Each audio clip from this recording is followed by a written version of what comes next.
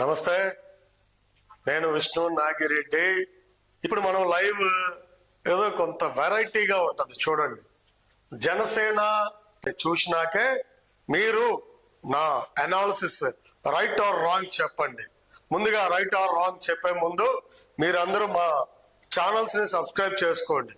మా news of 9 and జేటీపీ media రెండు channels subscribe చేసుకోండి. అలానే ఇదంతా ఫ్రీ కంటెంట్ అండి.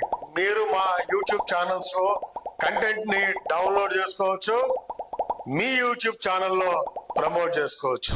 అల్టిమేట్ గా వ్యూస్ జనాలకు రీచ్ అవటం మాకు ముఖ్యం.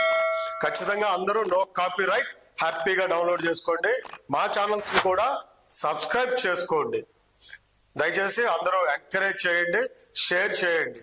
రైట్, నా అనాలిసిస్ చెప్పే ముందు జనసేన పోటీ చేయబోతున్న 100% స్థానాలు ఇవే. ఇక్కడ రీజన్ ఏంటంటే జనసేన సింగిల్ గా పోటీ చేయట్లేదండి. జేటీపీ అంటే జనసేన తెలుగుదేశం పార్టీలు కలయికతో పోటీ చేస్తున్నాయి. కాబట్టి జనసేన పోటీ చేసే స్థానాలు ఏవి అనేది చిన్నపాటి డౌట్ రావచ్చు. ఈ కలయికలో తెలుగుదేశం పార్టీ ఎన్ని పోటీ చేస్తుంది, జనసేన పార్టీ ఎన్ని పోటీ చేస్తుంది, పోనీ ఈ కలయికలోకి బీజేపీ ఉందా, సిపిఐ సిపిఎం ఈ పార్టీలు ఏమైనా ఉన్నాయా, ఉంటే వాటికి ఎన్ని క్లియర్ గా చెప్తా. 100% genuine information, no doubt at all.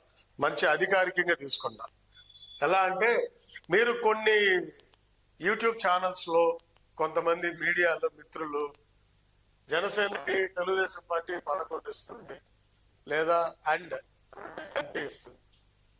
ఇంకో ఛానల్లో అంటే ఇవన్నీ వెబ్సైట్స్ ఛానల్స్ వాళ్ళ వ్యూస్ అనాలిసిస్ చెప్తున్నారు.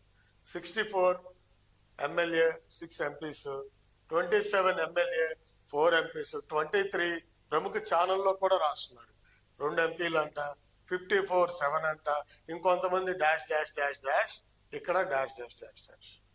వాళ్ళ ఇష్టానుసారం ఇస్తున్నారు కదా. ఒక్కోటి జనాలకి ఒక చిన్నపాటి కన్ఫ్యూజన్ ఉంది. ఏంటి, ఏది నిజం ఏది అబద్ధం మీరు చూసే ముందు ఒక్కసారి ఇక్కడికి వెళ్దాం. ఇది చూడండి, ఇది ఏంటో తెలియదు కానీ ఎక్కడో రాశారు. మన ఇది ఫేక్ అనుకుంటా, అఫ్ కోర్స్ ఇది ఫేక్ లా ఉంది. 64 సీట్లు అని ఇదొకటి, అండ్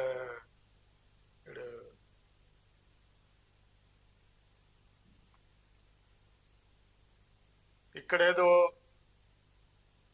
జనసేనకి ఇక్కడ చూడండి, గాజువాక కన్ఫర్మ్ అంట, భీమవరం కన్ఫర్మ్, కాకినాడ, పిఠాపురం, రాజోలు, తాడేపల్లిగూడెం, ఏలూరు, మచిలీపట్నం ఇవన్నీ కన్ఫర్మ్ అని చెప్పి వీళ్ళు రాస్తున్నారు. అసలు ఏది నిజం ఏది అబద్ధం? ఒక్కటే ఆన్సర్.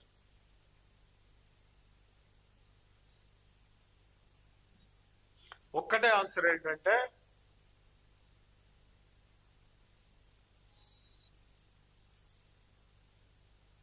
వీళ్ళిద్దరు కలిసి పోటీ చేస్తుంది నిజం. ఇప్పుడు మొత్తం తీసేసినా కదా, ఇవన్నీ అబద్ధం.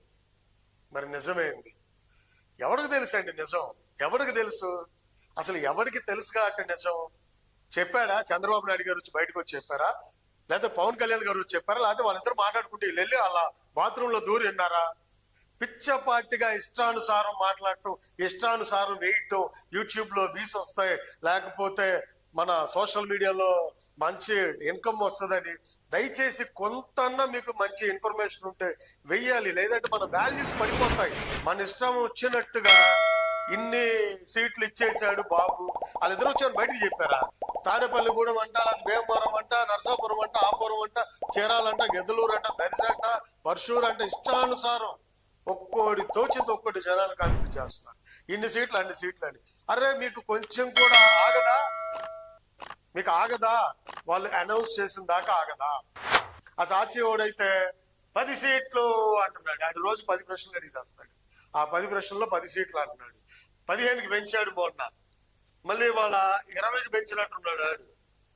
వాడు రోజుకు 5 పెంచుకుంటూ వెళ్తున్నాడు. 20 సీట్ల కోసమేనా ఈ పత్యాపారం అంటున్నాడు. అరే ఎన్ని, నువ్వు 10 నుంచి 20 దాకా వచ్చావు, ఎంగిలి మెతుకులు అంటున్నావు. అంటే కలిసి పోటీ చేస్తే ఎంగిలి మెతుకులు అంట.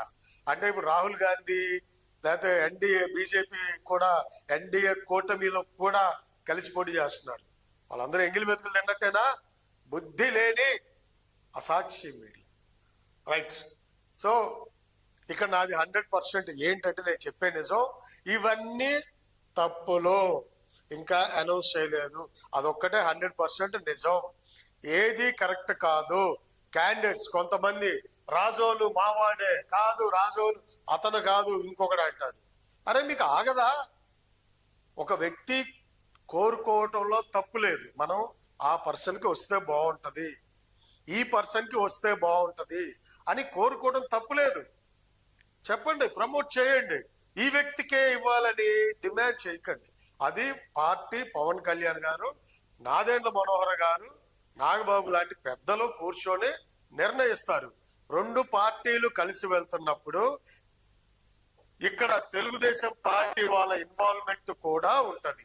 ఒక క్యాండిడేట్ కి ఇచ్చేటప్పుడు ఎన్నో చూస్తారు. అక్కడ ఆ క్యాండిడేట్ సమర్థుడేనా? మనం సమర్థుడు అనుకుంటే జనసేన తరఫున 10 years నుంచి ఉన్నాడు, పోరాడుతున్నాడు కాబట్టి సమర్థుడే అవదండి. అది మన ఇంట్లో అయితే మనకు ఓకే, సమర్థుడే. పక్క ఇంట్లోతో కూడా మనం కలిసి వెళ్ళేటప్పుడు అక్కడ చాలా ఉంటాయి టర్మ్స్ అండ్ కండిషన్స్, అవన్నీ మీట్ అవ్వాలి. దాంట్లో అట్లీస్ట్ ఒక 80% విన్నింగ్ ఉందా ఈ క్యాండిడేట్ కి అంటేనే ఆ పక్క పార్టీ వాళ్ళు కూడా లేదండి ఈ క్యాండిడేట్ పర్ఫెక్ట్, ఈ క్యాండిడేట్ కి ఇద్దాం, లేదంటే ఇతను 60% కూడా రీచ్ అవ్వలేదు మనం అనుకున్నాయి కాబట్టి ఇతన్ని తప్పదండి తీసేయాలని జనసేన కూడా సాక్రిఫై చేయాల్సిన పరిస్థితి. 10 years నుంచి ఉన్న క్యాండిడేట్స్ కూడా సాక్రిఫై చేసే పరిస్థితి అయితే ఉంటుంది, అంతే కదా. అంతేగాని మనకి ఇష్టం వచ్చినట్టు 10 years నుంచి ఉన్నాడు కాబట్టి ఇతనే, మొన్న వచ్చాడు పక్క నుంచి కాబట్టి ఇతనే, ఏమి లేవండి. కళ్యాణ్ గారు, చంద్రబాబు నాయుడు గారు డిసైడ్ అయినాక క్యాండిడేట్స్ ని అనౌన్స్ చేస్తారు. మొన్న కూడా క్యాండిడేట్స్ ని అనౌన్స్ చేయలా. కళ్యాణ్ గారు ఎక్కడ RRR అన్నారు.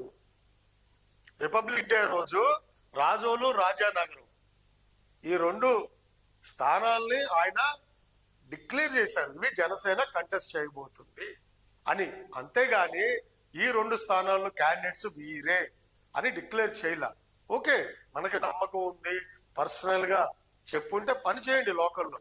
ఎందుకంటే లాస్ట్ మినిట్ చేంజెస్ రావచ్చు, లేదంటే వీరే కంటెస్ట్ చేయొచ్చు, మీరు అనుకున్న వాళ్ళే. ఇక్కడ తెలుగుదేశం అప్రూవల్స్ కూడా ఉంటది.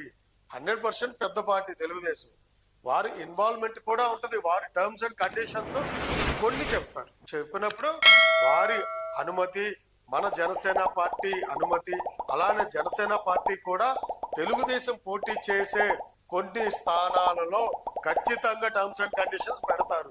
ఈ క్యాండిడేట్ వద్దు, ఈ క్యాండిడేట్ ఆ రోజు అలా చేశారు, నేను పేర్లు చెప్పను కానీ కొంతమంది క్యాండిడేట్స్ ని ఈ వీడొద్దు వాడు వద్దని తెలుగుదేశం పార్టీ క్యాండిడేట్స్ కూడా పవన్ కళ్యాణ్ గారు కావచ్చు, నాదెండ్ల మనోహర్ గారు కావచ్చు, వారు కూడా అబ్జెక్ట్ చేసే అవకాశం ఉంటుంది.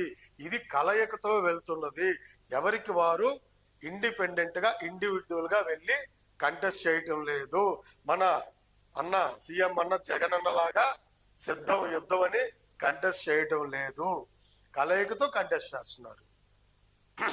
రైట్. ఏ సర్వే, ఏ ఛానల్, యూట్యూబ్ ఛానల్ అందరూ తప్పే చెప్తున్నారు. No one knows the correct information. వారు చెప్పేది ఒక 30-40% జెన్యూన్ ఇన్ఫర్మేషన్. ఎందుకంటే నేను కొన్ని మాట్లాడాను, సార్ ఈ క్యాండిడేట్ అక్కడ ఫైనల్ అంట కదా అంటే బయట సోషల్ మీడియాలో కూడా అదే వస్తుంది.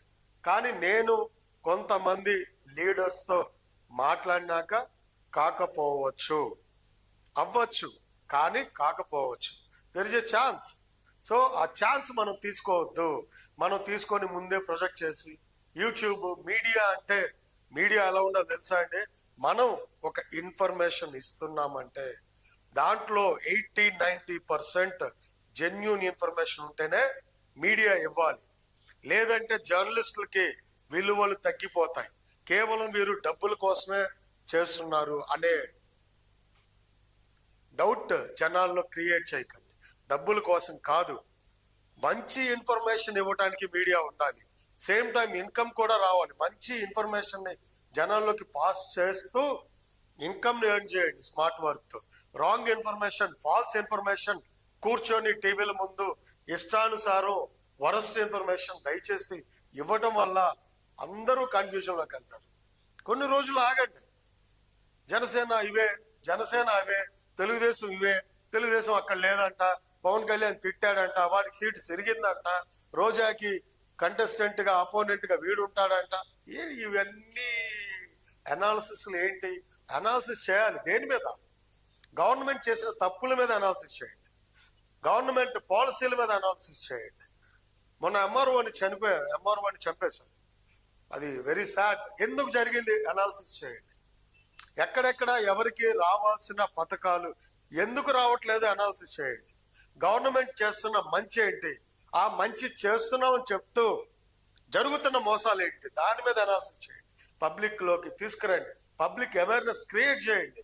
పబ్లిక్ ని మంచి అంటే మాట్లాడే మనం కాదు, పబ్లిక్ కూడా అవేర్నెస్ ఉంటే వాళ్ళు కూడా నాలెడ్జ్ గెయిన్ చేసుకుంటారు. అంతేగాని ఫాల్స్ ఇన్ఫర్మేషన్ యూట్యూబ్ లో ఫస్ట్ టక్ వచ్చేస్తున్నారు అందరూ. యూట్యూబ్ లో ముందు మనం పెడితే మనకి న్యూస్ వస్తుంది, యూట్యూబ్ లో మనం పెడితే మనకి ఇది వచ్చేస్తుంది. తమ్మునేలు కూడా బేభత్సం క్రియేట్ చేస్తారు. మనం కూడా క్రియేట్ చేసాం ఒకటి, అదే ఏం బెటరు, జనసేన స్థానాలు ఇవే అని మేము కూడా ఓ బోడి తమ్మునేలు పెట్టాం. ఎందుకంటే ఉంటారుగా ఇట్లాంటి ఈ పనికి వాళ్ళ బ్యాచ్. సో జర్నలిస్టులు దయచేసి I request you, I'm not a journalist. నేను అనలిస్ట్ కాదు, జర్నలిస్ట్ కాదు. నేను జన సైనికుడిని, జేటీపీ జనసేన తెలుగుదేశం పార్టీ సపోర్టర్ని. 10 years వాళ్ళిద్దరు కలయిక ఉండాలి, కలిసి ఉంటారు. కలిసి ఉండటానికి నా ప్రయత్నాలన్నీ చేస్తా. వాళ్ళిద్దరు కలిసే ఉంటారు. ఎప్పుడు జగన్ వచ్చినా వాళ్ళ ఇంకెవరన్నా వచ్చినా కూడా విడిపోయే క్వశ్చన్ లేదు. ఎందుకంటే చంద్రబాబు నాయుడు గారు కూడా మీరు చూడండి, గతంలో లాగా లేరు. ఆయన చాలా చేంజ్ అయ్యారు అండ్ బాగా మాట్లాడుకుంటున్నారు కూర్చొని.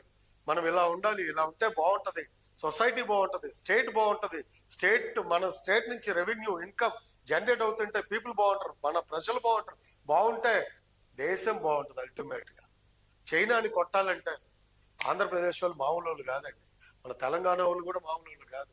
వీరందరూ కలిశారండి తెలుగు వాళ్ళు. ప్రపంచాన్ని ఏలే సత్తా ఉన్నది తెలుగు వాళ్ళకి. మీరు చూడండి, అమెరికాలో చూసిన తెలుగు వాళ్ళు ఉన్నంత మంది అంటే ఏ స్టేట్ అదర్ స్టేట్స్ వాళ్ళు లేరు. అఫ్ కోర్స్ వాళ్ళు మన కంట్రీ వాళ్ళే అయ్యి ఉండొచ్చు, బట్ మన తెలుగుడిగా మనకు ఉంటది కదా, మనం నెంబర్ 1 స్థాయిలో ఉండాలని. అది తెలుగుడి పవర్. దాన్ని నిలబెడదాం మనందరం కలిసి. Okay, so fake information pass చేయొద్దు. I request all journalist, please don't spread the fake information. Fake information వల్ల కన్ఫ్యూజన్ లోకి వెళ్ళిపోతున్నారు. ఓకే, అక్కడ వాడికి సీటు మీకు ఎలా తెలుసు? మీరేమన్నా బాత్రూమ్ లో హెడ్ పెట్టి విన్నారా? లేదు కదా. లేకపోతే వాళ్ళ బెడ్రూమ్ లో దూరి విన్నారా? లేదు కదా. ఆ చంద్రబాబు నాయుడు పవన్ కళ్యాణ్ ఇద్దరు ఫోన్ మాట్లాడుకుంటే ఆ నెట్వర్క్ లో మీ నెట్వర్క్ ని పంపి మధ్యలో వాళ్ళిద్దరు మాటలు లాగేసుకున్నారా? లేదు కదా. మధ్యలో వచ్చే ఫాల్తు ఇన్ఫర్మేషన్ పట్టుకొని మీరు ఇచ్చేస్తున్నారు. ఒక చిన్న ఎగ్జాంపుల్ చెప్తానండి. ఒక వ్యక్తికి రోడ్డు మీద యాక్సిడెంట్ అవుతుంది, మనం చూసి అరే యాక్సిడెంట్ అయిందే అనుకుంటాం. పక్కకి వెళ్ళి అరే అక్కడ ఫుల్ ట్రాఫిక్ జామ్ అయింది ఫ్రెండ్స్ కి చెప్తాం. ఈ ట్రాఫిక్ జామ్ లో వాడికి బాగా పెద్ద యాక్సిడెంట్ అయిందిరా, బ్లడ్ వచ్చేసింది అని చెప్తాం. వాడెళ్ళి ఇంకొకటికి ఏం చెప్తాడంటే, చైన్ సిస్టమ్ ఇదంతా. వాడెళ్ళి అరే అక్కడ ఏదో యాక్సిడెంట్ అయిందంట, వాడికి ఆల్మోస్ట్ తల పగిలిపోయిందంట, వాడిని హాస్పిటల్ తీసుకెళ్ళాడంట అంటాం. ఇంకోటి వెళ్ళి వాడు చచ్చిపోయినట్టున్నాడు రా, యాక్సిడెంట్ అయిందంట రోడ్డు మీద అని చెప్తాం. అది జరిగిందేమో వాడికి చిన్న ఫ్రాక్చర్ అయి ఉంటుంది, కానీ చచ్చిపోయిందాక తీసుకెళ్తాం. అంటే ఇది ఒక చైన్ సిస్టమ్ లాగా రాంగ్ ఇన్ఫర్మేషన్ పాస్ అవుద్ది. అదొక ఆనందం అనమాట. ప్రతి మనిషిలోనూ ఒక గులానందం ఒకటి ఉంటుంది. ఇది ఫేక్ ఇన్ఫర్మేషన్ ఇలా స్ప్రెడ్ చేసుకుంటూ వెళ్తే వాళ్ళకి ఏమంటారు, పొట్ట ఆగదనమాట చేయకపోతే. సో అలాంటి క్యాండిడేట్స్ మీ జర్నలిస్టులో వద్దండి, ఎనలిస్టులో కూడా ఉండకూడదండి. మంచి ఇన్ఫర్మేషన్ ఇవ్వండి, మంచి ఇన్ఫర్మేషన్ పాస్ చేయండి.